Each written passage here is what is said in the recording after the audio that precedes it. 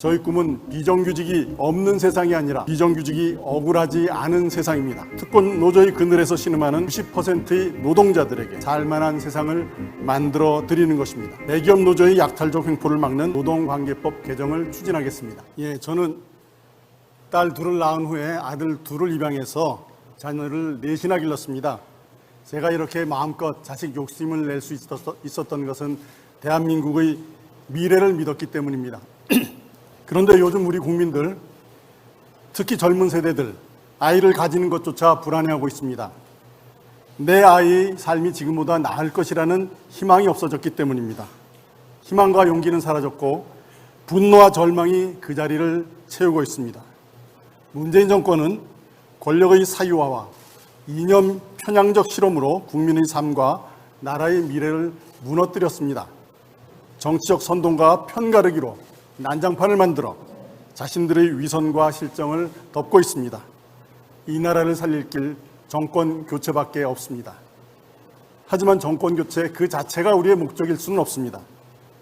국민의 자유를 지키며 책임 있는 정치를 회복하는 일, 무엇보다도 국민의 삶에 희망을 찾아드리는 그 일이야말로 우리의 최종 목표가 되어야 한다고 저는 믿습니다.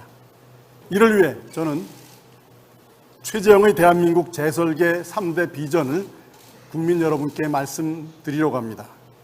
첫째, 국정 운영의 뼈대인 대한민국 정부 재설계입니다.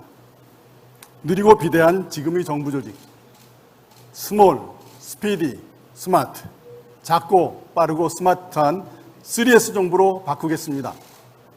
청와대부터 절반 이상의 조직과 인력을 감축하고 정부와 공공기관의 조직, 인력, 업역을 축소 개편하겠습니다.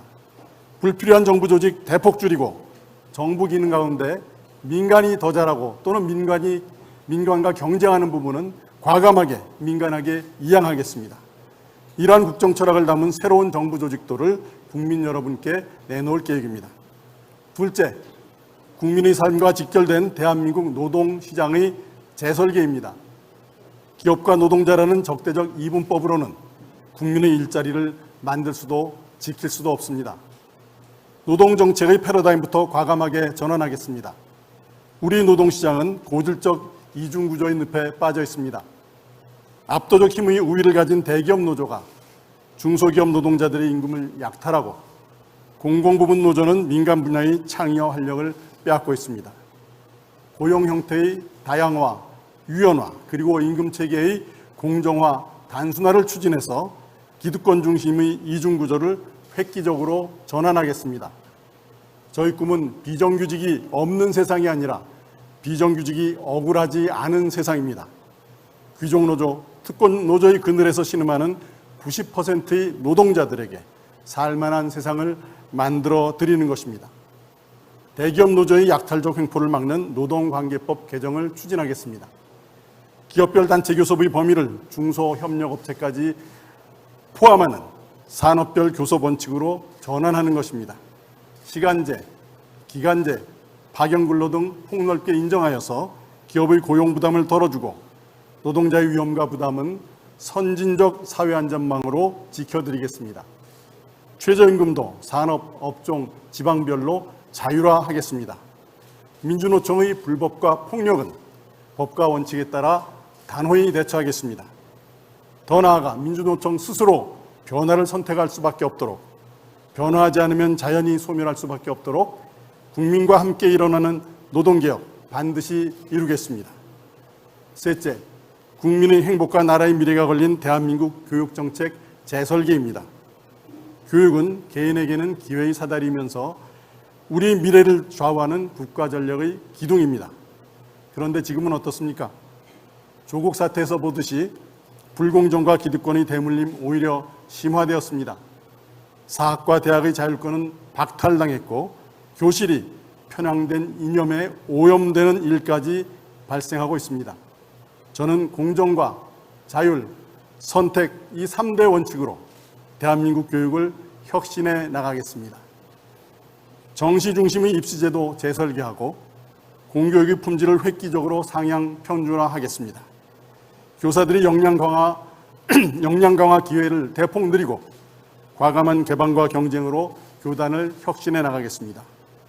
온라인 교육, 교육 바우처 등 사회적 약자에 대한 지원을 강화하여 단 한 사람도 뒤처지지 않도록 하겠습니다. 학생들이 선택할 수 있는 다양한 형태의 고등학교를 늘리고 대학도 학과 개설과 폐지를 자유롭게 할 수 있도록 만들겠습니다. 새 정부 출범 즉시 교육정책 개혁을 추진하고 사회적 합의를 거쳐 1년 내에 완성된 성과물을 제시하겠습니다. 국민 여러분, 당원 동지 여러분, 오늘 국정의 틀을 바꿀 3대 비전을 말씀드렸습니다마는 당장 시급한 과제들 역시 방관할 수만은 없습니다. 제가 대통령이 되면 취임 후 100일 동안 코로나로 인한 자영업자와 소상공인의 손실보전, 부동산 시장 안정을 위한 긴급대책, 규제 완화, 그리고 경제 활성화를 통한 청년 일자리 확대 등 위기 대응 정책부터 최우선적으로 추진하겠습니다. 이 어두운 암흑의 터널을 뚫고 아침이 기다려지는 나라, 저 최재형이 만들어 나가겠습니다. 최재형이 반드시 해내겠습니다. 감사합니다. 네. 네, 아직 1분가량 남으셨는데. 너무 빨리 읽었네요. 네, 조금 빠르셨습니다. 조금 시간이 아까운데 더 하실 말씀이 없으신지요? 괜찮으시겠어요? 네, 괜찮습니다. 네, 알겠습니다. 그 말씀 잘 들었습니다. 아주 잘 준비된 그런 비전 발표였습니다. 두 가지 질문을 좀 드리겠습니다. 정부 재설계 과제를 말씀을 하셨는데 아주 그 포인트를 잘 잡으신 것 같습니다.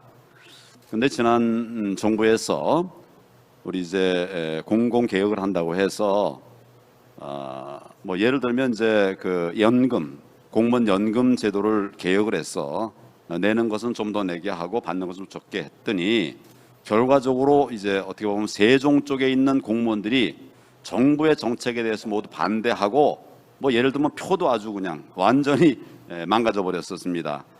이런 문제를 어떻게 극복할 것인가, 이 점에 관한 좀 의견을 좀 듣고 싶고요.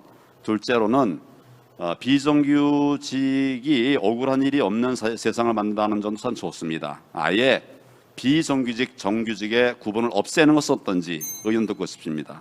네. 지금 질문하신 것 중에서는 정부 조직을 줄일 경우에 공무원들이 반발을 어떻게 수용할 것이냐 하는 그런 질문인 것 같습니다. 신분이 보장된 공무원 수를 인위적으로 줄일 수는 없습니다. 그러나 전체적인 공무원의 규모를 상정해주고 신규 공무원의 채용을 가급적이면 줄이는 방향으로 그렇게 추진해 나간다면은 기존의 공무원들이 반발 그렇게 크지 않을 수 있다고 저는 생각하고 있습니다. 그리고 두 번째 말씀하신 비정규직이 없는 그러한 것에 대해서 말씀을 해주셨는데, 비정규직 저는 기업의 필요에, 기업 활동에 모든 사람들을 정규직으로 하는 것이 과연 바람직한 것인가라는 것에 대해서 의문을 가지고 있습니다. 다양한 고용 형태를 가지는 것이 기업의 활동을 더 가볍게 하고 기업이 말씀 꼭 끝까지 마무리해 주세요. 네. 기업이 자유롭게 활동을 함으로써 투자를 늘리고 일자리를 늘리는 좋은 방안이라고 저는 생각하고 있습니다.